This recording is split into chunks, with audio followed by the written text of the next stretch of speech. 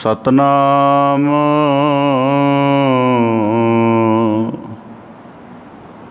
वाहिगुरु साहिब जी। जगत जलंदा रख ले अपनी किरपा धार। जित दुआरे उबरै तितै लिहो उबार। सतगुर सुख वेखालिया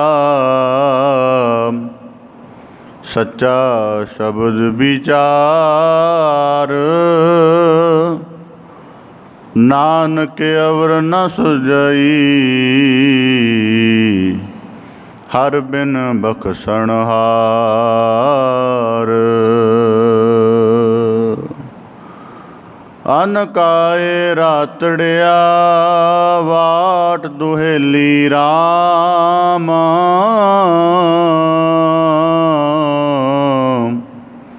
पाप कमावंदिया तेरा कोई न बेली राम। कोई न बेली होए तेरा सदा पछोतावहे। गुण गोपाल ना जपहे रसना।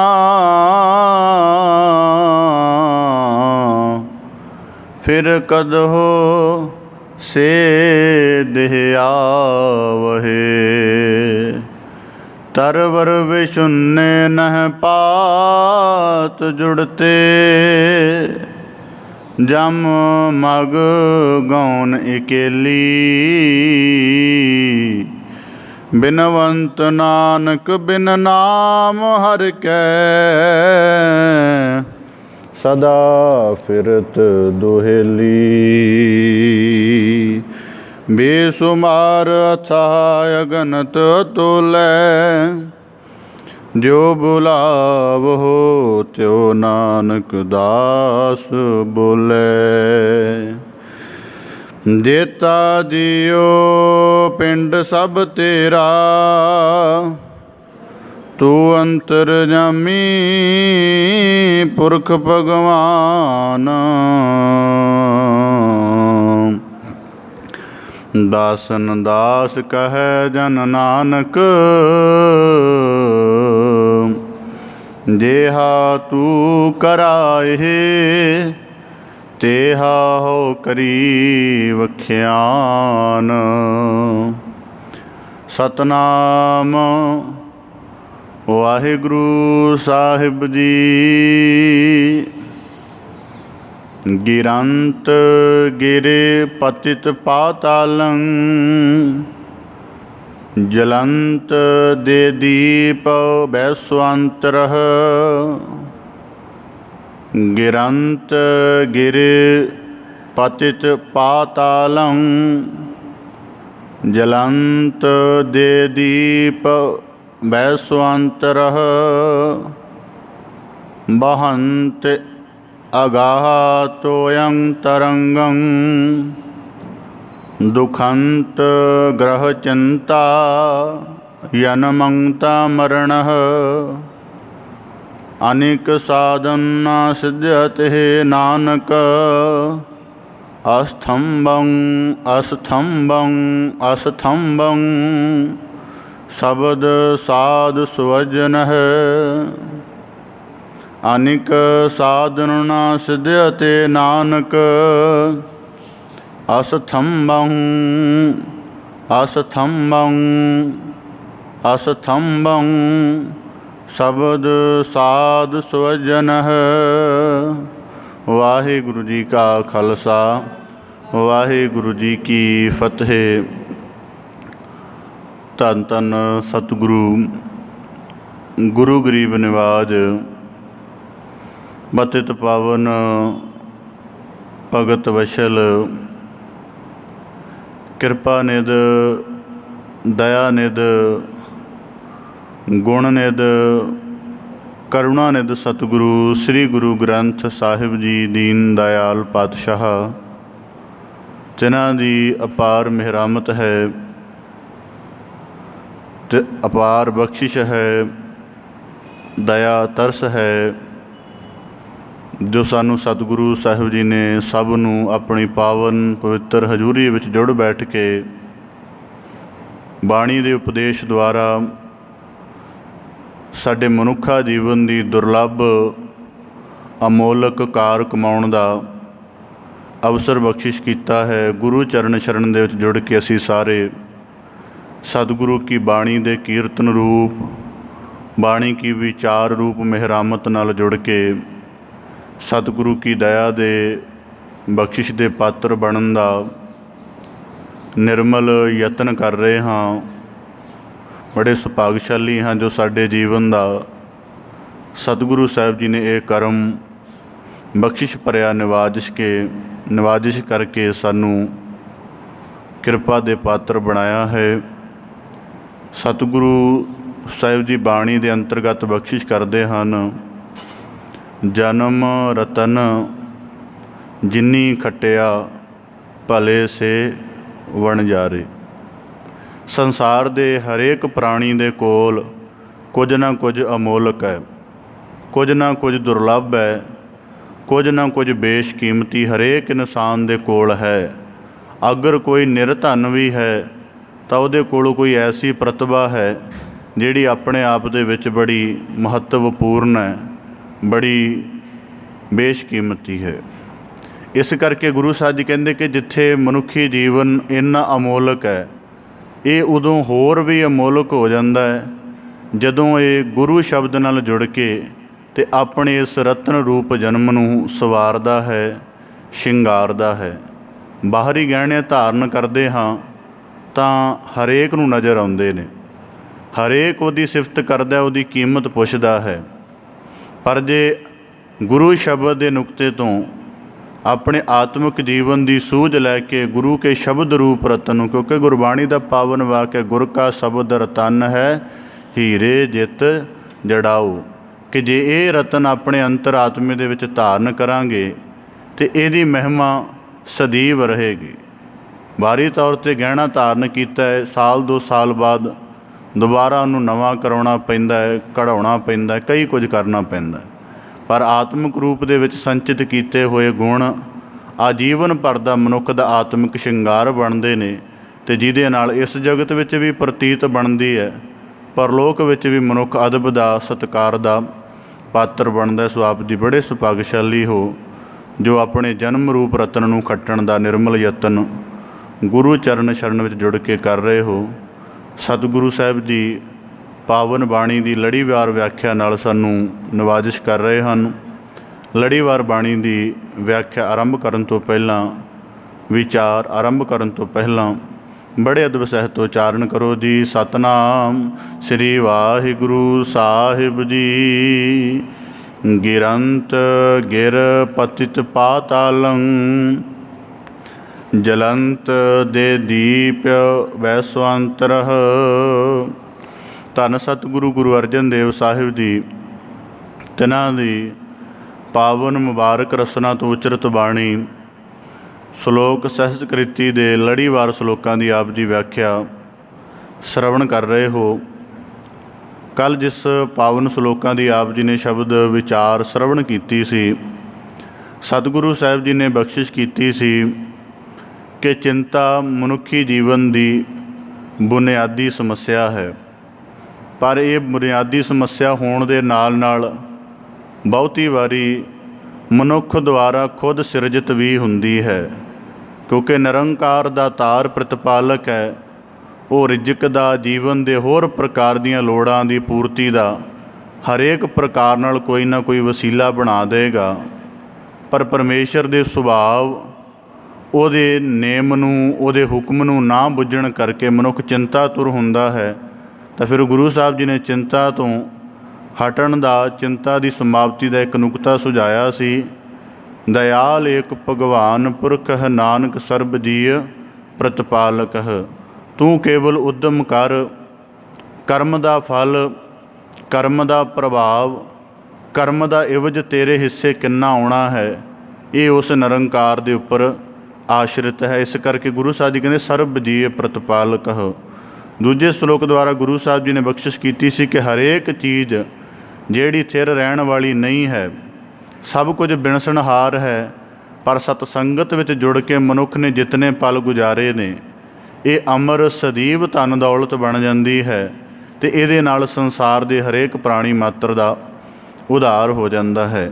ਸੋ ਇਸੇ ਪ੍ਰਕਾਰ ਅੱਜ ਦੇ 17ਵੇਂ ਸ਼ਲੋਕ ਦੀ ਆਰੰਭਤਾ 'ਤੇ ਗੁਰੂ ਸਾਹਿਬ ਜੀ ਚਿੰਤਾ ਦੇ ਹੀ ਨੁਕਤੇ ਨੂੰ ਲੈ ਕੇ ਇੱਕ ਸ਼ਲੋਕ ਦੀ ਬਖਸ਼ਿਸ਼ ਕਰਦਿਆਂ ਫਰਮਾਉਂਦੇ ਹਨ, ਗਿਰੰਤ ਗਿਰ ਪਤਿਤ ਪਾਤਾਲੰ ਜਲੰਤ ਦੇ ਦੀਪ ਬੈਸਵੰਤਰਹ। ਤਾਂ ਸਤਿਗੁਰੂ ਸਾਹਿਬ ਜੀ ਫਰਮਾਉਂਦੇ ਹਨ 4-5 ਪ੍ਰਮੁੱਖ ਕਸ਼ਟਾਂ ਦਾ ਗੁਰੂ ਸਾਹਿਬ ਜੀ ਨੇ ਵਰਣਨ ਕੀਤਾ ਹੈ। ਗਿਰੰਤ ਗਿਰ, ਪਹਾੜ ਤੋਂ ਡਿੱਗ ਪਵੇ ਮਨੁੱਖ ਜਾਂ ਪਹਾੜ ਤੋਂ ਡੂੰਘੀ ਖਾਈ ਦੇ ਵਿੱਚ ਛਾਲ ਮਾਰ ਦੇਵੇ। ਪਤਿਤ ਪਾਤਾਲੰ, ਡੂੰਘੇ ਪਾਤਾਲ ਦੇ ਵਿੱਚ ਜਾ ਡੁੱਬੇ। ਇਸੇ ਪ੍ਰਕਾਰ ਜਲੰਤ ਦੇ ਦੀਪ ਬੈਸਵੰਤਰਹ, ਅਤੇ ਬਲਦੀ ਹੋਈ ਅੱਗ ਦੇ ਵਿੱਚ ਛਾਲ ਮਾਰ ਕੇ ਆਪਣੇ ਆਪ ਨੂੰ ਸਾੜ ਲਵੇ। ਬਹੰਤ ਅਗਾਹ ਤੋਯੰ ਤਰੰਗੰ, ਅਤੇ ਅਸਗਾਹ ਪਾਣੀ ਸਾਗਰ ਦੀਆਂ ਲਹਿਰਾਂ ਦੇ ਵਿੱਚ ਛਾਲ ਮਾਰ ਕੇ ਰੁੜ ਜਾਵੇ। ਦੁਖੰਤ, ਗੁਰੂ ਸਾਹਿਬ ਜੀ ਕਹਿੰਦੇ ਇਹ ਵੱਡੇ ਭਿਆਨਕ ਭਾਰੀ ਦੁੱਖ ਮੰਨੇ ਜਾਂਦੇ ਹਨ। ਪਰ ਅੱਗੇ ਗੁਰੂ ਸਾਹਿਬ ਜੀ ਬਖਸ਼ਿਸ਼ ਕਰਦੇ ਹਨ, ਗ੍ਰਹਿ ਚਿੰਤਾ ਜਨਮੰ ਤਾ ਮਰਣਹ। ਪਹਾੜ ਤੋਂ ਛਾਲ ਮਾਰ ਦੇਣੀ, ਅੱਗ ਦੇ ਵਿੱਚ ਛਾਲ ਮਾਰ ਦੇਣੀ, ਪਾਤਾਲ ਵਿੱਚ ਜਾ ਡੁੱਬਣਾ, ਇਹ ਆਪਣੇ ਆਪ ਦੇ ਵਿੱਚ ਬੜੇ ਭਿਆਨਕ ਕਸ਼ਟ ਨੇ। ਪਰ ਗੁਰੂ ਸਾਹਿਬ ਜੀ ਕਹਿੰਦੇ ਇਹਨਾਂ ਕਰਕੇ ਜੰਮਣ ਮਰਨੀ ਹੁੰਦਾ, ਪਰ ਦੁਖੰਤ ਗ੍ਰਹਿ ਚਿੰਤਾ, ਜਿਹੜੀ ਮਨੁੱਖ ਨੂੰ ਪਰਿਵਾਰ ਘਰ ਗ੍ਰਸਤੀ ਦੀ ਚਿੰਤਾ ਵਿਆਪਦੀ ਹੈ, ਇਹਦੇ ਕਰਕੇ ਜਨਮ ਮਰਨ ਸਦੀਵ ਬਣਿਆ ਰਹਿੰਦਾ ਹੈ। ਇਸ ਕਰਕੇ ਜੇ ਅੱਜ ਦੇ ਵਰਤਮਾਨ ਦੀ ਮਨੁੱਖ ਦੀ ਵਿਚਾਰ ਕਰੀਏ, ਕੋਈ ਵਿਰਲਾ ਅਭਿਆਸੀ ਜਾਂ ਬਹੁਤ ਆਤਮਿਕ ਉੱਚਤਾ ਦੀ ਅਵਸਥਾ ਵਾਲਾ ਗੁਰਸਿੱਖ ਹੋਏਗਾ, ਕੋਈ ਸਾਧਕ ਹੋਏਗਾ ਜਿਹੜਾ ਆਪਣੇ ਪਰਿਵਾਰ ਦੀ ਰੱਤੀ ਭਰ ਚਿੰਤਾ ਤੋਂ ਵੀ ਮੁਕਤ ਹੈ। ਹਰੇਕ ਇਨਸਾਨ ਦੀ ਕਲਪਨਾ, ਹਰੇਕ ਇਨਸਾਨ ਦੀ ਸੋਚਣੀ, ਹਰੇਕ ਇਨਸਾਨ ਦੇ ਸੁਭਾਅ ਦੇ ਵਿੱਚ ਉਹਦੇ ਪਰਿਵਾਰ ਦੀ ਚਿੰਤਾ ਦਾ, ਪਰਿਵਾਰ ਦੀਆਂ ਲੋੜਾਂ ਦਾ, ਪਰਿਵਾਰ ਦੇ ਜਿਤਨੇ ਸਭ ਪ੍ਰਕਾਰ ਦੀਆਂ ਇੱਛਾਵਾਂ ਨੇ ਉਹਨਾਂ ਦਾ ਇੱਕ ਹਰ ਵੇਲੇ ਦਬਾਅ ਬਣਿਆ ਰਹਿੰਦਾ ਹੈ ਅਤੇ ਉਹਦੇ ਵਿੱਚ ਮਨੁੱਖ ਗ੍ਰਸਤ ਰਹਿੰਦਾ ਹੈ। ਤਾਂ ਗੁਰੂ ਸਾਹਿਬ ਜੀ ਨੇ ਇਸ ਦਾ ਸਭ ਤੋਂ ਵੱਡਾ ਨੁਕਤਾ ਇਹ ਦੱਸਿਆ ਹੈ, ਜਨਮੰ ਤਾਂ ਮਰਣੰ, ਕਿ ਗ੍ਰਸਤ ਦੀ ਚਿੰਤਾ ਹੀ ਮਨੁੱਖ ਨੂੰ ਜਨਮ ਮਰਨ ਦੇ ਗੇੜ ਦੇ ਵਿੱਚ ਭਟਕਾਉਂਦੀ ਹੈ। ਹੁਣ ਇਹ ਨੁਕਤਾ ਆਪਣੇ ਆਪ ਦੇ ਵਿੱਚ ਬੜਾ ਪਰਿਪੂਰਨ ਹੈ।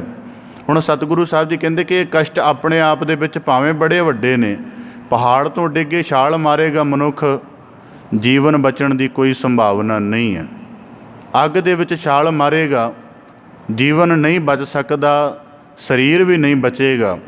ਤਾਂ ਇਸੇ ਪ੍ਰਕਾਰ ਗੁਰੂ ਸਾਹਿਬ ਜੀ ਨੇ ਪਹਿਲਾਂ ਭਿਆਨਕ ਜਿਹੜੇ ਵੱਡੇ ਕਸ਼ਟ ਨੇ ਉਹਨਾਂ ਦਾ ਚਿੱਤਰਣ ਕਰਕੇ ਫਿਰ ਸਮਝਾਇਆ, ਦੁਖੰਤ ਗ੍ਰਹਿ ਚਿੰਤਾ ਜਨਮੰ ਤਾਂ ਮਰਣੰ। ਪਰ ਜਿਹੜੀ ਘਰ ਗ੍ਰਸਤੀ ਦੀ ਮਨੁੱਖ ਨੂੰ ਚਿੰਤਾ ਹੁੰਦੀ ਹੈ, ਗੁਰੂ ਸਾਹਿਬ ਜੀ ਕਹਿੰਦੇ ਇਤਨੀ ਭਿਆਨਕ ਹੈ ਕਿ ਦੁਬਾਰਾ ਜਨਮ ਮਰਨ ਦਾ ਗੇੜ ਹੈ ਉਹ ਪੈਦਾ ਕਰਦੀ ਹੈ। ਹੁਣ ਇਸ ਗੱਲ ਨੂੰ ਗਹੁ ਦੇ ਨਾਲ ਵਿਚਾਰਨ ਦਾ ਯਤਨ ਕਰੀਏ। ਸਤਿਗੁਰੂ ਗੁਰੂ ਨਾਨਕ ਸਾਹਿਬ ਜੀ ਦੇ ਆਗਮਨ ਤੋਂ ਪਹਿਲਾਂ ਸਮੁੱਚਾ ਭਾਰਤ ਵਰਸ਼ ਸੰਨਿਆਸ ਵਿਰਕਤ ਸੁਭਾਅ ਵਾਲਾ ਹੋ ਗਿਆ ਸੀ। ਜਿੱਧਰ ਦੇਖੋ ਹਰੇਕ ਨਗਰ ਦੇ ਆਲੇ ਦੁਆਲੇ ਸੰਨਿਆਸੀਆਂ ਦੇ, ਬੈਰਾਗੀਆਂ ਦੇ, ਜੋਗੀਆਂ ਦੇ, ਸਰੇਵੜਿਆਂ ਦੇ ਬਹੁਤ ਵੱਡੇ ਡੇਰੇ ਮਿਲਦੇ ਸਨ। ਹੁਣ ਇਸ ਦਾ ਇੱਕ ਕਾਰਨ ਤਾਂ ਇਹ ਸੀ ਕਿ ਆਤਮਿਕ ਮਨੋਰਥ ਦੀ ਪ੍ਰਾਪਤੀ ਦੇ ਲਈ ਮਨੁੱਖ ਨੇ ਗ੍ਰਹਿ ਦਾ ਤਿਆਗ ਕੀਤਾ ਹੈ। ਪਰ ਇਸ ਦਾ ਇੱਕ ਜਿਹੜਾ ਜ਼ਿਆਦਾ ਵੱਡਾ ਨੁਕਤਾ ਸੀ, ਜ਼ਿਆਦਾ ਪ੍ਰਭਾਵ ਵਾਲਾ ਨੁਕਤਾ ਸੀ, ਉਹ ਸੀ ਕਿ ਘਰ ਪਰਿਵਾਰ ਦੀਆਂ ਚਿੰਤਾਵਾਂ ਤੋਂ, ਗ੍ਰਸਤ ਦੀਆਂ ਚਿੰਤਾਵਾਂ ਤੋਂ ਜਾਂ ਫਿਕਰਾਂ ਤੋਂ ਆਕੀ ਹੋ ਕੇ, ਪਛੇਮਾਨ ਹੋ ਕੇ ਘਰ ਦਾ ਤਿਆਗ ਕਰ ਦਿੱਤਾ ਅਤੇ ਵਿਰਕਤ ਮਾਰਗ ਨੂੰ ਧਾਰਨ ਕਰ ਲਿਆ।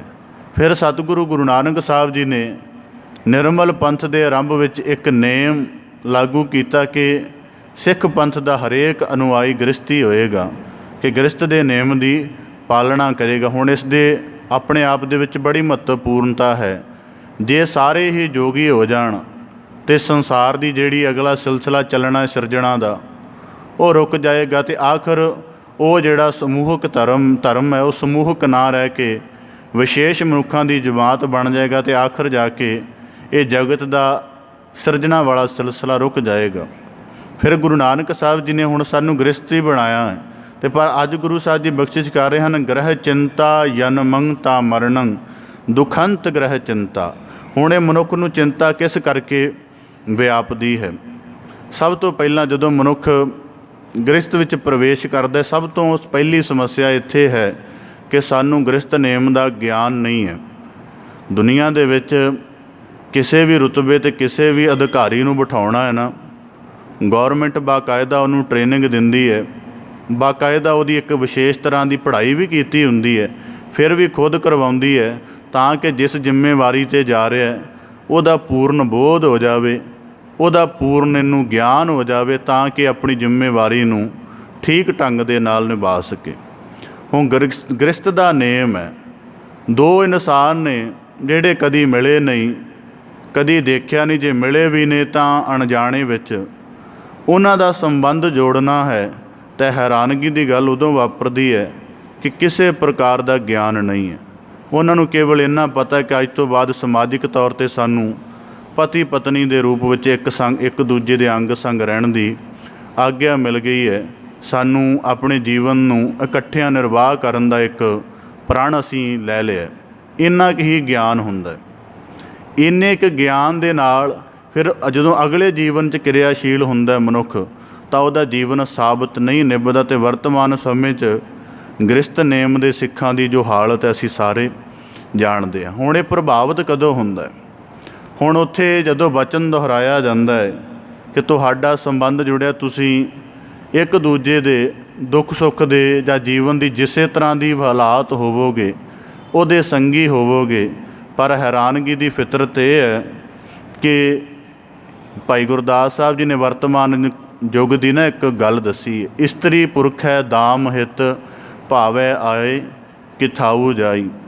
ਬੰਦਾ ਪਰਿਸ਼ਰਮ ਕਰ ਰਿਹਾ, ਮਿਹਨਤ ਕਰ ਰਿਹਾ ਲਗਾਤਾਰ, ਆਪਣੇ ਕਮਾਏ ਹੋਏ ਵਸੀਲਿਆਂ ਦੇ ਨਾਲ ਪਰਿਵਾਰ ਦੀਆਂ ਜਿਹੜੀਆਂ ਜ਼ਰੂਰਤ ਲੋੜਾਂ ਨੇ ਪੂਰੀਆਂ ਕਰੀ ਜਾ ਰਿਹਾ ਹੈ, ਪਰ ਪਰਿਵਾਰ ਦੇ ਮੈਂਬਰ ਇੱਛਾਵਾਂ ਦੇ ਤਲ 'ਤੇ ਤ੍ਰਿਸ਼ਨਾ ਦੇ ਤਲ 'ਤੇ ਇੰਨੇ ਗ੍ਰਸਤ ਹੋ ਗਏ ਨੇ ਕਿ ਆਪਣੀਆਂ ਅਸਾਧ ਇੱਛਾਵਾਂ ਦੀ, ਆਪਣੀਆਂ ਭਟਕੀਆਂ ਹੋਈਆਂ ਤ੍ਰਿਸ਼ਨਾਵਾਂ ਦਾ ਬੋਝ ਪਰਿਵਾਰ ਦੇ ਮੁਖੀ 'ਤੇ ਪਾ ਰਹੇ ਨੇ ਅਤੇ ਉਹਨੂੰ ਪਾਪ ਕਰਮ ਕਰਨ ਦੇ ਵਿੱਚ ਪ੍ਰਵਿਰਤ ਹੋਣਾ ਪੈ ਰਿਹਾ। ਇਸ ਕਰਕੇ ਰਿਸ਼ਤ ਦਾ ਨੇਮ ਨਾ ਹੋਣ ਕਰਕੇ ਹੁਣ ਜਦੋਂ ਮਨੁੱਖ ਇਸਤਰੀ ਆਪਣੀਆਂ ਇੱਛਾਵਾਂ ਦਾ ਭਾਰ ਪਾਉਂਦੀ ਹੈ, ਔਲਾਦ ਆਪਣੀਆਂ ਅਸਾਧ ਜਿਹੜੀਆਂ ਕਾਮਨਾਵਾਂ ਨੇ ਜਾਂ ਅਪੇਕਸ਼ਾਵਾਂ ਦਾ ਭਾਰ ਉਹਦੇ 'ਤੇ ਪਾਉਂਦੇ ਨੇ ਤਾਂ ਮਨੁੱਖ ਪ੍ਰਪੰਚ ਕਰਨ 'ਤੇ ਮਜਬੂਰ ਹੁੰਦਾ। ਇਸੇ ਕਰਕੇ ਗੁਰੂ ਸਾਹਿਬ ਜੀ, ਭਗਤ ਕਬੀਰ ਸਾਹਿਬ ਜੀ ਨੇ ਇੱਕ ਜਗ੍ਹਾ ਕਿਹਾ ਨਾ, ਬਹੁ ਪ੍ਰਪੰਚ ਕਰ ਪਰ ਧਨ ਲਿਆਵੇ। ਹੁਣ ਕਦੀ ਮਨੁੱਖ ਵਾਚੇ ਦੇਖੀਦਾ ਸੰਸਾਰ ਦੇ ਵਿੱਚ ਇੱਕ ਸਰਕਾਰੀ ਨੌਕਰੀ 'ਤੇ ਬੰਦਾ ਲੱਗਾ ਹੋਇਆ,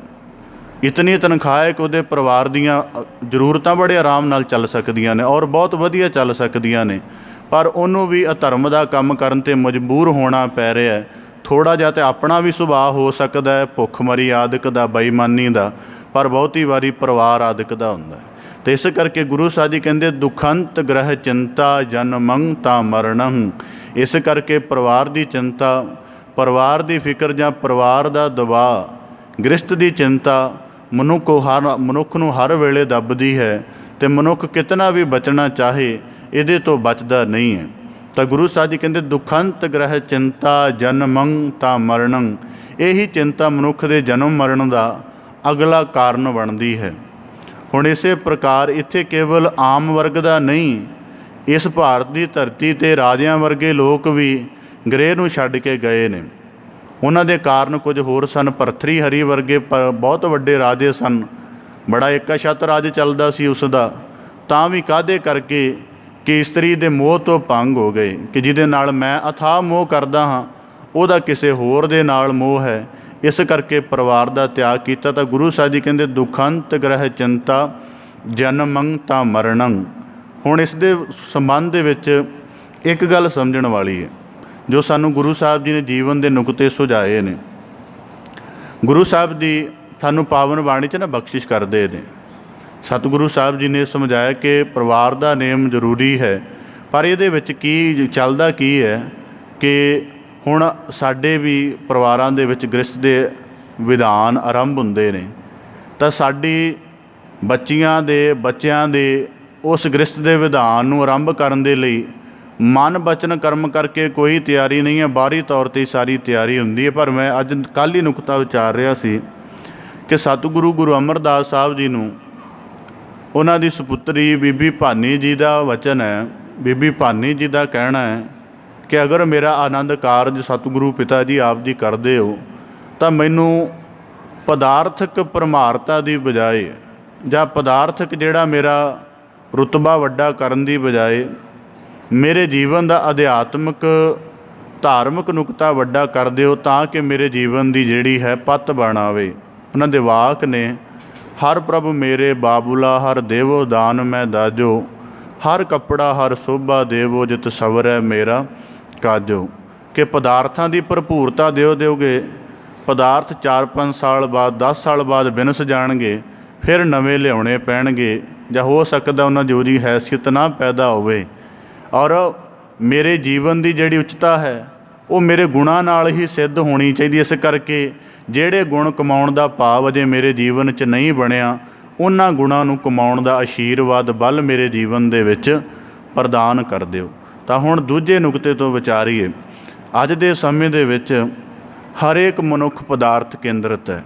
पदार्थ केंद्रित दा मतलब है एक बच्चे नूं अपने पिता की कमाई के वसीले का तो ज्ञान है, पर किस मुशक्कत दे विचों कमा के लिया रहा है इहदा कोई ज्ञान नहीं है। अपनी पदार्थक ग्रसतना दे विच पिया होया बच्चा जीवन दीयां भरपूर लोड़ां माता पिता ने पूरियां कर दित्तियां ने, पर फिर भी अपने दोस्तां च बैठदे आखदा है मेरा बापू मेरे किसी काम नहीं है, किन्नियां ही मेरियां इच्छावां नहीं पूरियां कीतियां।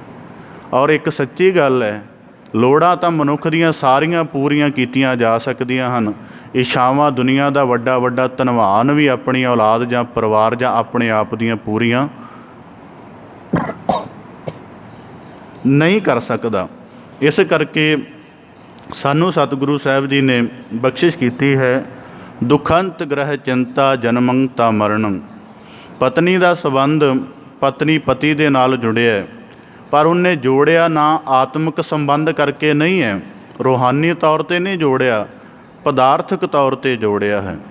इस करके बहुत बारी ऐसा समझ च आउंदा है कि परिवार के सताए हुए मनुख खुदकुशी कर जाते हैं। तो सतगुरु हुण गल की है कि दोवें ही प्रभावित ने। पति वासना तो प्रभावित है, अपनी वासना की पूर्ति स्त्री के तल ते करनी चाहुंदा है, तो उस तो वासना के तल की पूर्ति हुंदी है, वो अपनियां लोड़ां दा गुनाह बना लैंदी। इस करके सारा परिवार पदार्थक तल ते जिउं रहा है, तो इस करके फिर उत्थे दुख पैदा हुंदा है। लोड़ां तां पूरियां हो रही ने, पर असाध इच्छावां जिहड़ियां मनुख ते भारू हुंदियां जा रही ने, वो मनुख नूं पाप कर्म करन ते मजबूर करदियां ने। इस प्रकार सतगुरु गुरु नानक साहब जी दे कोल एक सिख आया, कहन लगा मैनूं किसी आदर्श गृहस्थी परिवार के दर्शन कराओ, जिन्हों देख के जीवन की उच्चता पैदा हो, वाकई पता लगे कि गृहस्थ बड़ा वड्डा नेम है। मतलब गृहस्थ सहायक भी किवें हुंदा है, पक्ष आप दे सन्मुख रखा, ये चिंता भी पैदा करता है, पर यह सहायक भी हुंदा है। सतगुरु गुरु नानक साहब जी ने कहा कि फलाड़े नगर दे विच साडा कोई शरधावान गुरसिख रहिंदा है, गुरसिੱਖੀ ਦੇ ਨਿਯਮ ਨੂੰ ਕਮਾਉਂਦਾ, जा ਉਹਦੇ घर जा पता कर ली आ ਉਹਦਾ नाम है। चला गया वो गुरसिख, नगर दे विचों पता उस किया, उस गुरसिख दे घर गया। गुरसिख दे घर गया तां ਉਹਦੇ घर दे विच भोजन पक रहा सी।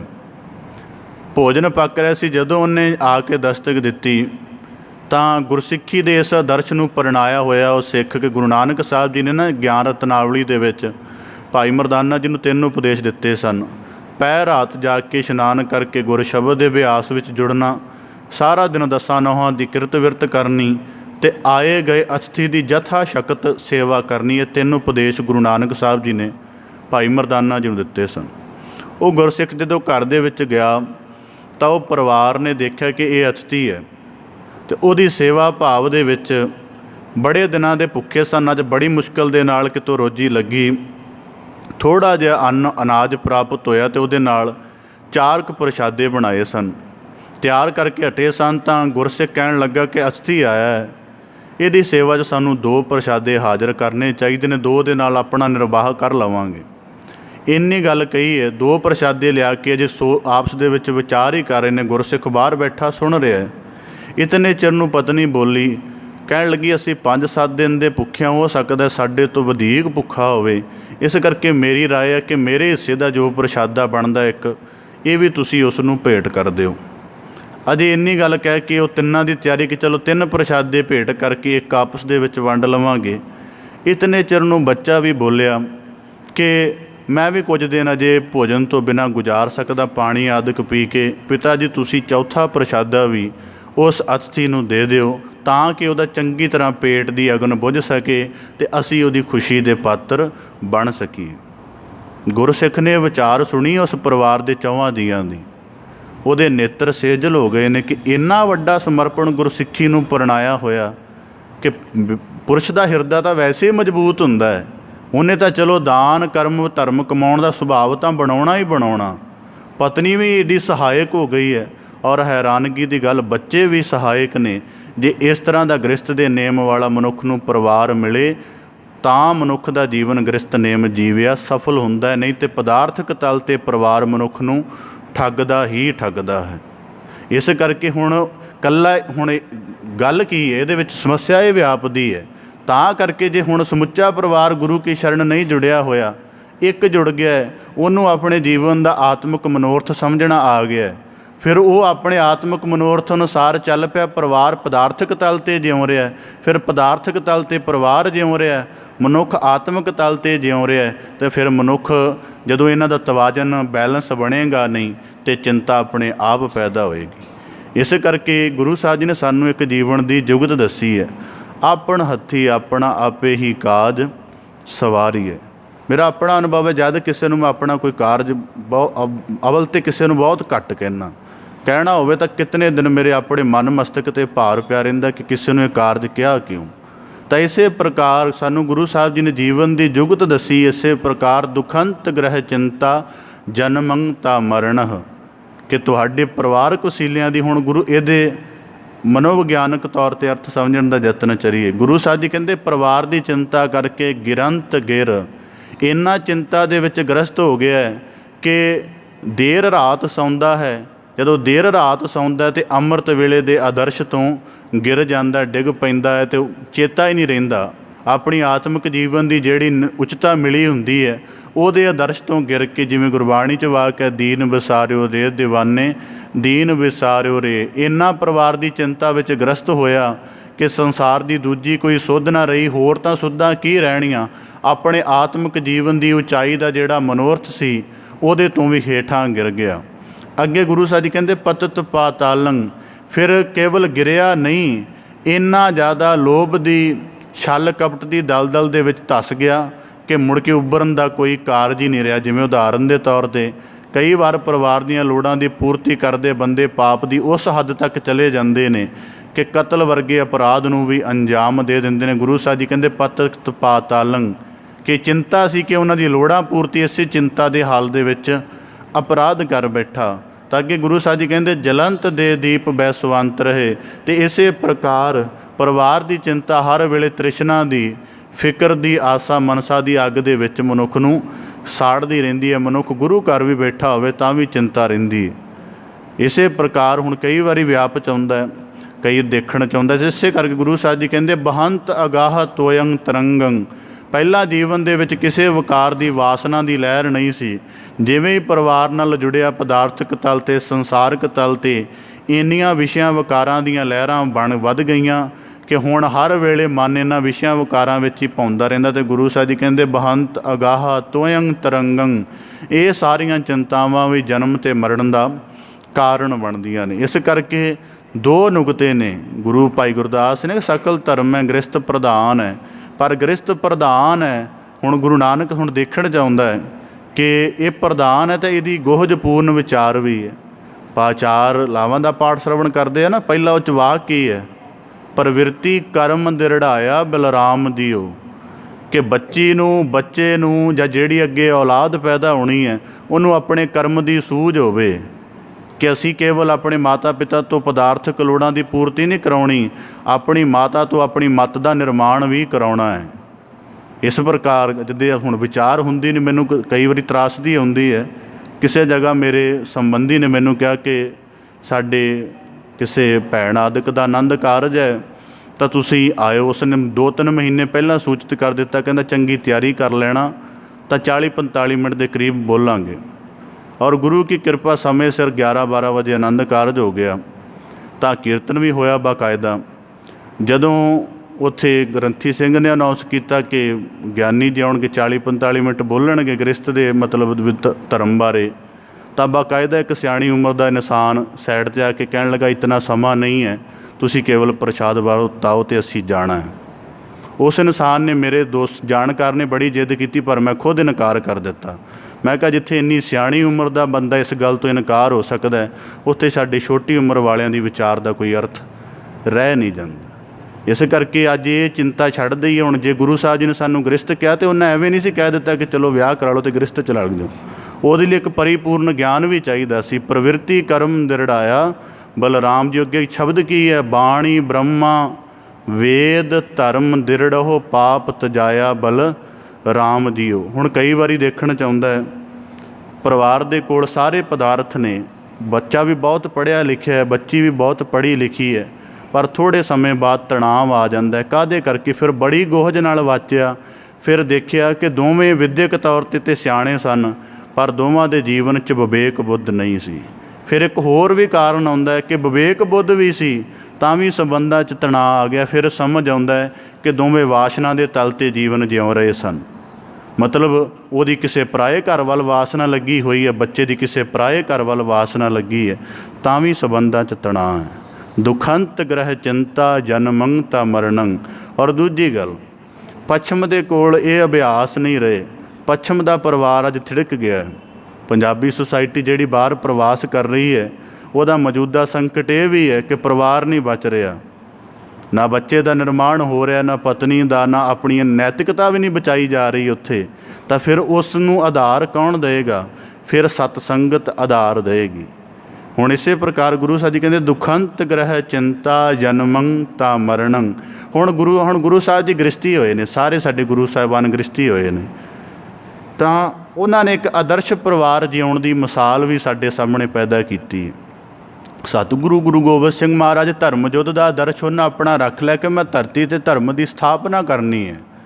हैरानगी की गल है कि उन्होंने माता गुजरी जी आजीवन पर अपना सिदक अपने पुत्र के धर्म के मिशन के लिए निभाते हैं। हैरानगी की गल उदों वापरती है जदों गुरु गोबिंद सिंह महाराज जी के वड्डे साहिबजादे खुद ब खुद हाज़र आउंदे ने कि जंगे मैदान च सानू भेजो।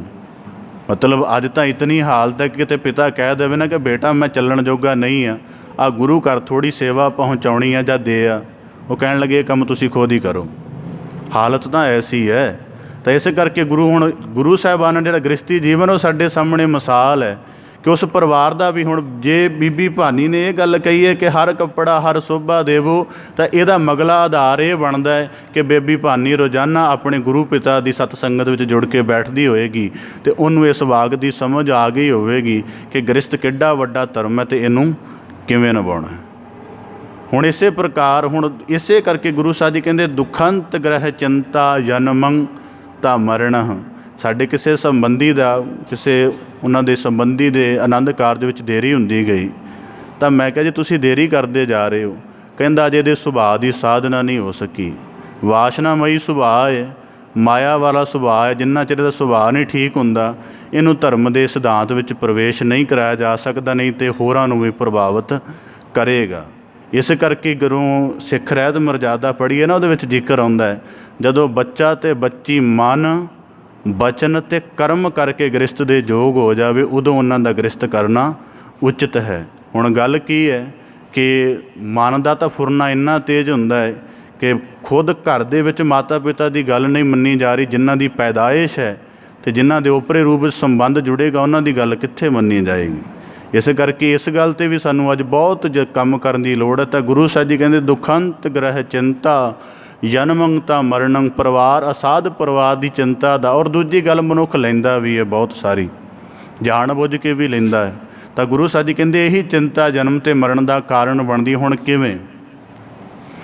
हुण भगत त्रिलोचन जी का शब्द आप जी ने श्रवण किया, इस्त्री दे नाल मोह लगा रहा, तो इस्त्री की मोह करके वासना करके जीवन बिरस गया, उस मोह करके अगला जन्म होया। धीआं पुत्रां की चिंता लगी रही कि ये पता नहीं कामयाब होणगे कि नहीं, इसे चिंता दे विच मृत्यु हो गई। तो फिर गुरु साहब जी भगत साहब जी ने कहा कि सूकर जोन वल वल अवतरै, बार बार आ इस जूनी दे विच, क्योंकि जिहड़ी तेरी वासना रह गई है उन्होंने फिर मालक ने पूरी तां करना तेरे देह दे अभ्यास नाल। तो गुरु साहब जी कहते दुखंत ग्रह चिंता जन्मं ता मरणं। और दूजी गल गुरबाणी दे विच एक जगह वाक आउंदा है, तृष्णा माया मोहनी सुत बंदप करनार, धन जोबन जग ठग्गिया लभ लोभ अहंकार। गुरु साहब जी कहते माया होर नहीं, माया पत्नी भी हुंदी है। सुत बंदप कर नार, कदे धीआं पुत्रां दे रूप च आके व्यापदी, कदे पत्नी रूप दे विच। और दूजी गल कदे भी परिवार जां जिहड़ी सभ्यता है मनुख नूं उहदे आत्मक आदर्श लई क्रियाशील नहीं होण दिंदी, कदी भी नहीं होण दिंदी। माता पिता कहणगे 18 साल पालिया, 20 साल पालिया, हुण सानू पाल, ऐसा ही वज चलदा है। दूजे पासे पत्नी कहेगी कि मेरा सारा जीवन माता पिता ने तुहाडे ते निर्भर कर दिता है, तुहानू ही करना पएगा। औलाद समझदी है कि अज दे समय च पिता ATM है, जदों मर्जी कार्ड स्क्रैच करो तो पैसे कढ़वा लो। इस करके सारे पदार्थक तल ते जिउं रहे ने, ते जिहड़ा मनुख इस तरह के परिवार असाध परिवार दे विच जिउं रहा है तो उहदा चिंता तो मुक्त होना आसान नहीं। हुण दूजी गल, हुण जदों परिवार की चिंता च मनुख ग्रस्त हुंदा है तो हैरानगी की गल है, उहदा साधन उहनूं हल करन दे ढंग भी वो लभदा है जिहड़े ना कामयाब ने। मतलब कि जिन्हां दे कोल बैठ के अपने गृहस्थ की चिंता सांझी करदा है, वो उहदे तो भी ज़्यादा ग्रस्त हुंदे ने। बाणी दा पावन वाक्य है, दुख कीआं पंडां खुल्लियां सुख ना निकलिओ कोई। हुण कई हुण तां समां मैनूं अपना पिछला समां याद आउंदा कई वारी, तां जदों मैं किते खास ड्यूटी नहीं सी करदा तां आम किते कथा करन जाना तां किसी परिवार दे घरे चले जाना, उत्थे 2-3 मिनट बाद अपने दुखड़े शुरू कर लेने उन्होंने। तो फिर मैं तो एक बारी सुभाव बना लिया कि असीं दुख सुनने ਲਈ ही बने हुए हैं, घट्टो घट्ट साडा कोई सुने ना सुने असीं किसी दे सुन सकते हैं, क्योंकि भरे हुए ने लोग, बजुर्ग भी भरे ने, माता पिता भी भरे ने कि साडा सुनने ਲਈ कोई नहीं है। तो गुरु साहब जी कहते दुखंत ग्रह चिंता जन्मं ता मरणं।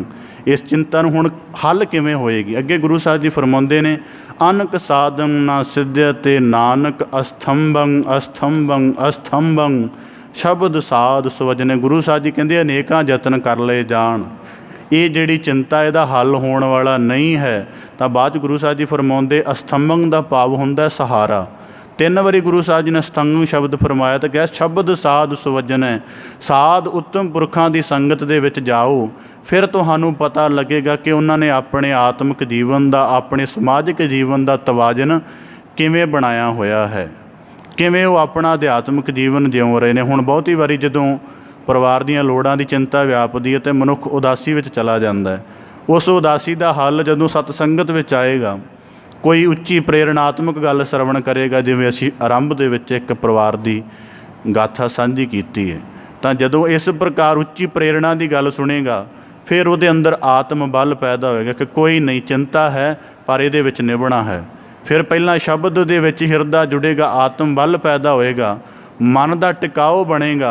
फिर मन दे विच जदों गुरु शब्द का वास हो गया तो फिर जीवन संग्राम दे विच जूझण की समर्था आ जाएगी, तो वो फिर एक चंगे परिवार नूं जन्म दे लेगा। तो इस प्रकार गुरु साहब जी फरमाउंदे हन शब्द साध सवजने। शब्द की साधना दे करन दे नाल फिर हौली हौली जदों वह अपना जीवन प्रवृत्त होएगा, जदों अपना जीवन माया के प्रभाव तो रहत होएगा,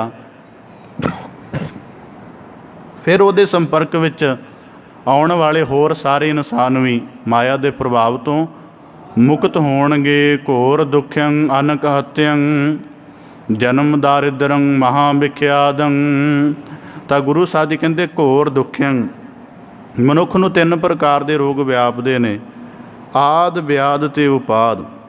ਆਦਿ ਦਾ ਭਾਵ ਹੈ ਮਾਨਸਿਕ ਫਿਕਰ ਆਦਿਕ, ਵਿਆਧ ਦਾ ਭਾਵ ਹੈ ਸਰੀਰਕ ਕਸ਼ਟ, ਅਤੇ ਉਪਾਦ ਦਾ ਭਾਵ ਹੈ ਅਚਨਚੇਤ ਕੋਈ ਵਿਪਤਾ ਆ ਪੈਣੀ।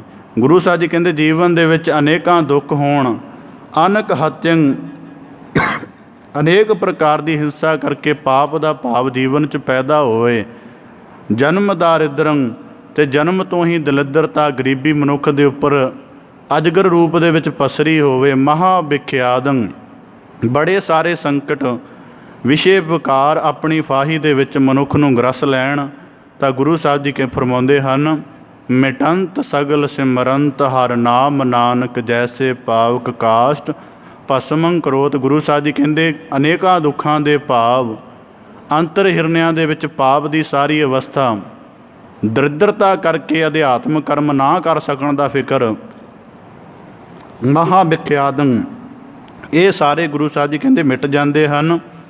ਮਿਟੰਤ ਸਗਲ ਸਿਮਰੰਤ ਹਰ ਨਾਮ ਨਾਨਕ, ਅਗਰ ਮਨੁੱਖ ਸਤ ਸੰਗਤ ਵਿੱਚ ਬੈਠ ਕੇ ਆਪਣੇ ਆਪ ਦੀ ਸਾਧਨਾ ਕਰਨ ਦਾ ਯਤਨ ਕਰੇ। ਗੁਰੂ ਸਾਹਿਬ ਜੀ ਕਹਿੰਦੇ ਸਤ ਸੰਗਤ ਵਿੱਚ ਜੁੜਨਾ ਸਾਰੇ ਪਾਪਾਂ ਨੂੰ ਇਉਂ ਨਾਸ਼ ਕਰ ਦਿੰਦਾ ਹੈ, ਜੈਸੇ ਪਾਵਕ ਕਾਸ਼ਟ ਭਸਮੰ ਕਰੋਤ, ਜਿਵੇਂ ਜਿਹੜੀ ਅਗਨੀ ਹੈ ਉਹ ਬੜੀਆਂ ਭਾਰੀਆਂ ਲੱਕੜਾਂ ਨੂੰ ਸੁਆਹ ਕਰ ਦਿੰਦੀ ਹੈ। ਹੁਣ ਇਸ ਗੱਲ ਦੀ ਗੁਹਜ ਨੁਕਤਾ ਵਿਚਾਰ ਇਵੇਂ ਹੈ, ਜਦੋਂ ਮਨੁੱਖ ਜੀਵਨ ਸਤ ਸੰਗਤ ਵਿੱਚ ਆਉਂਦਾ ਹੈ ਤਾਂ ਉਸ ਦਾ ਸਭ ਤੋਂ ਪਹਿਲਾਂ ਉਸ ਨੂੰ ਜੀਵਨ ਮਨੋਰਥ ਦ੍ਰਿੜ ਕਰਵਾਇਆ ਜਾਂਦਾ। ਫਿਰ ਜੀਵਨ ਮਨੋਰਥ ਦ੍ਰਿੜ ਕਰਾਉਣ ਤੋਂ ਬਾਅਦ ਉਸ ਨੂੰ ਦੱਸਿਆ ਜਾਂਦਾ ਕਿ ਤੇਰੀ ਅਸਲ ਚਿੰਤਾ ਕਰਨਾ ਕਿਹੜੀ ਹੈ, ਕਿਸ ਗੱਲ ਦੀ ਚਿੰਤਾ ਤੂੰ ਕਰਨੀ ਹੈ ਅਤੇ ਕਿਸ ਗੱਲ ਦੀ ਨਹੀਂ ਕਰਨੀ।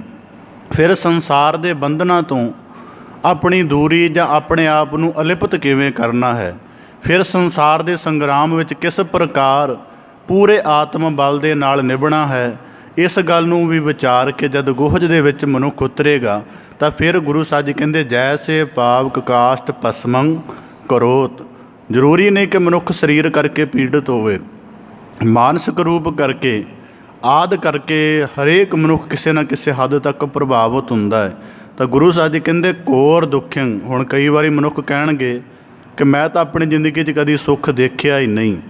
ਹੁਣ ਗੱਲ ਕੀ ਹੈ ਕਿ ਸੁੱਖ ਤਾਂ ਦੇਖੇ ਨੇ, ਪਰ ਸੁੱਖ ਨੂੰ ਦੇਖਣ ਦਾ ਦ੍ਰਿਸ਼ਟੀਕੋਣ ਨਹੀਂ ਆਇਆ, ਸੁੱਖ ਨੂੰ ਮੰਨਣ ਦਾ ਢੰਗ ਨਹੀਂ ਆਇਆ, ਔਰ ਸੁੱਖਾਂ ਦਾ ਆਧਾਰ ਵੀ ਸਿਰਜਣਾ ਨਹੀਂ ਆਇਆ। ਇਸ ਕਰਕੇ ਗੁਰੂ ਸਾਹਿਬ ਜੀ ਫਰਮਾਉਂਦੇ ਹਨ ਕਿ ਸਾਰੇ ਦੁੱਖਾਂ ਦੇ ਭਾਵ ਮਿਟ ਜਾਂਦੇ ਹਨ। ਅਨਕ ਹਤਿਅੰ। ਹੁਣ ਕੇਵਲ ਮਨੁੱਖ ਜਦੋਂ ਗ੍ਰਸਤ ਦੀ ਚਿੰਤਾ ਕਰਕੇ ਕਿਰਿਆਸ਼ੀਲ ਹੁੰਦਾ ਹੈ, ਉਦੋਂ ਬਹੁਤ ਸਾਰੇ ਪਾਪ ਕਰਮ ਵੀ ਕਰ ਬੈਠਦਾ ਹੈ। ਫਿਰ ਇਹ ਪਾਪ ਕਰਮ ਮਨ ਮਸਤਕ ਦਾ ਬੋਝ ਬਣ ਜਾਂਦੇ ਨੇ, ਅਤੇ ਗੁਰੂ ਸਾਹਿਬ ਜੀ ਕਹਿੰਦੇ ਸਤ ਸੰਗਤ ਵਿੱਚ ਜਾਣ ਨਾਲ ਇਹ ਵੀ ਸਾਰੇ ਨਾਸ ਹੁੰਦੇ ਹਨ। ਦਰਿਦਰੰ ਭਾਵ ਜਿਸ ਦਰਿਦਰਤਾ ਕਰਕੇ, ਜਿਸ ਹੀਣਤਾ ਕਰਕੇ ਆਪਣੇ ਆਤਮ ਕਰਮਾਂ ਵੱਲ ਮਨੁੱਖ ਨਹੀਂ ਚੱਲ ਸਕਦਾ, ਉਹ ਵੀ ਸਾਰਾ ਦਰਿਦਰਤਾਈ ਦਾ ਭਾਵ ਮਿਟ ਜਾਂਦਾ ਹੈ। ਅਤੇ ਵਿਖਿਆਦੰ ਭਾਵ ਜਿਹੜੇ ਵਿਸ਼ੇ ਬਾਰ-ਬਾਰ ਮਨੁੱਖ ਨੂੰ ਉਹਦੇ ਜੀਵਨ ਨੂੰ ਮਾਇਆ ਦੀ ਖਾਈ ਵਿੱਚ ਸੁੱਟਣ ਦਾ ਯਤਨ ਕਰਦੇ ਹਨ, ਮਨੁੱਖ ਉਹਨਾਂ ਤੋਂ ਵੀ ਉਪਰਾਮ ਹੋ ਜਾਂਦਾ ਹੈ, ਤਾਂ ਉਹਨਾਂ ਤੋਂ ਵੀ ਬਚ ਜਾਂਦਾ ਹੈ। ਗੁਰੂ ਸਾਹਿਬ ਜੀ ਕਹਿੰਦੇ ਮਿਟੰਤ ਸਗਲ ਸਿਮਰੰਤ ਹਰ ਨਾਮ ਨਾਨਕ। ਹੁਣ ਜਦੋਂ ਦੁੱਖਾਂ ਦੀ ਵੰਸਾਵਲੀ ਦਾ ਜ਼ਿਕਰ ਕਰੀਏ ਤਾਂ ਸਭ ਤੋਂ ਪਹਿਲਾਂ ਦੁੱਖ ਦਾ ਕਾਰਨ ਮੰਨਿਆ ਜਾਂਦਾ ਅਗਿਆਨ। ਅਗਿਆਨ ਤੋਂ ਗਲਤ ਨਿਰਣਾ ਪੈਦਾ ਹੁੰਦਾ, ਜਿਹਨੂੰ ਕਹਿੰਦੇ ਅਵਿਵੇਕ।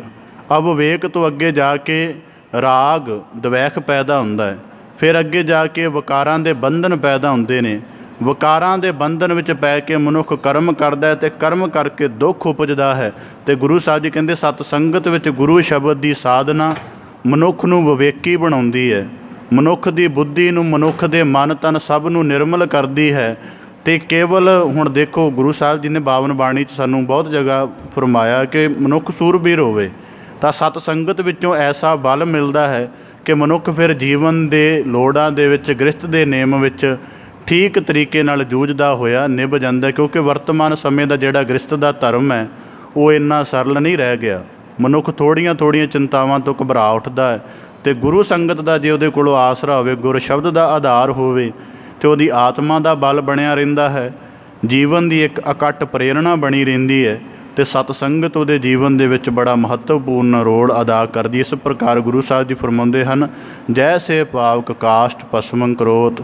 ਸੋ ਅੱਜ ਦੇ ਦੋ ਸ਼ਲੋਕਾਂ ਦੇ ਸਤਿਗੁਰੂ ਗੁਰੂ ਸਾਹਿਬ ਜੀ ਨੇ ਪਹਿਲਾਂ ਗ੍ਰਸਤ ਦੀ ਚਿੰਤਾ ਦਾ ਨਿਰੂਪਣ ਕਰਕੇ ਫਿਰ ਉਸ ਤੋਂ ਉੱਭਰਨ ਦਾ ਸਾਨੂੰ ਉਪਦੇਸ਼ ਬਖਸ਼ਿਸ਼ ਕਰਕੇ ਨਵਾਜ਼ਿਸ਼ ਕੀਤੀ ਹੈ। ਸਤਿਗੁਰੂ ਕਿਰਪਾ ਕਰਨ ਜੇ ਅਸੀਂ ਆਪ ਆਤਮਿਕ ਜੀਵਨ ਜਿਉਣ ਵਾਲੇ ਹੋ ਗਏ ਹਾਂ ਤਾਂ ਗੁਰੂ ਕਿਰਪਾ ਸਦਕਾ ਆਪਣੇ ਪਰਿਵਾਰ ਦਾ ਵੀ ਅਧਿਆਤਮਿਕ ਤੌਰ 'ਤੇ ਆਤਮਿਕ ਤੌਰ 'ਤੇ ਗੁਰ ਸ਼ਬਦ ਦੇ ਤੌਰ 'ਤੇ ਉਹਨਾਂ ਦੀ ਮਾਨਸਿਕਤਾ ਦਾ ਨਿਰਮਾਣ ਕਰਨ ਦਾ ਯਤਨ ਕਰ ਸਕੀਏ, ਤਾਂ ਕਿ ਫਿਰ ਇਹ ਵਾਕ ਕਹਿਣ ਜੋਗੇ ਹੋਈਏ ਕਿ ਸਭ ਪਰਿਵਾਰ ਚੜਾਇਆ ਬੇੜੇ, ਕਿ ਫਿਰ ਧੀਆਂ ਪੁੱਤਰ ਆਪ ਖੁਦ ਸਾਰੇ ਸਾਡੇ ਨਿਰਮਲ ਕਰਮਾਂ ਦੇ ਲਈ ਸਹਾਇਕ ਹੋਣ ਅਤੇ ਸਾਡਾ ਸਾਰਿਆਂ ਦਾ ਇੱਥੇ ਆਇਆ ਸਫਲ ਹੋਵੇ ਜੀ। ਗੁਰੂ ਕਿਰਪਾ ਕਰੇ ਪਾਵਨ ਸ਼ਬਦ ਉਪਦੇਸ਼ ਸਾਡੇ ਸਾਰਿਆਂ ਦੇ ਹਿਰਦੇ ਅੰਦਰ ਵਸ ਜਾਏ ਜੀ, ਸਾਰਿਆਂ ਦੇ ਜੀਵਨ ਦੇ ਕਰਮ ਦਾ ਅੰਗੇ ਉਪਦੇਸ਼ ਬਣ ਜਾਣ।